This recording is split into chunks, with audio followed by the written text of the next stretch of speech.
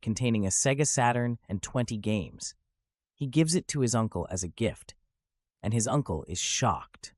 Yosuke is overjoyed, and the two play games together. On New Year's Eve, Takafumi becomes curious about what New Year's was like in the other world. His uncle shows him his memory of a New Year's Eve party that he attended. Everyone was happy and having a wonderful time, except for his uncle, who ate alone and returned to his room for the night.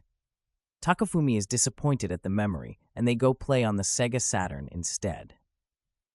During their game session, Yosuke reveals that Mabel did visit him that night, and Takafumi turns off the game and demands that he see what happened during her visit once again.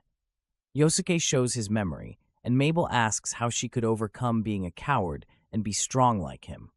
Yosuke gives her a motivational speech, but it takes a drastic turn when he learns that she's a recluse and suggests it's okay to stay that way and okay to be a coward. Mabel offers him the ice sword, but he declines it because it's too cold and the memory ends. The pair spends the rest of their New Year's Eve eating noodles and discussing games. The next day, we meet a woman named Fujimiya.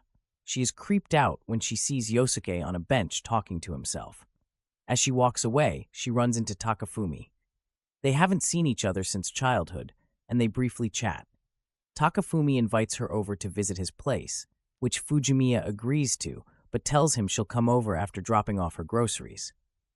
30 minutes later, Fujimiya arrives and receives a text from Takafumi about how he's out getting snacks but will be home soon. Fujimiya enters the place, and shortly after, Yosuke arrives, landing on the balcony. Yosuke notices her and charges at her, pinning her down and attempts to erase her memory of what she saw. But Takafumi returns just in time and stops him, explaining that she's his friend. Upon hearing this, Yosuke offers his apology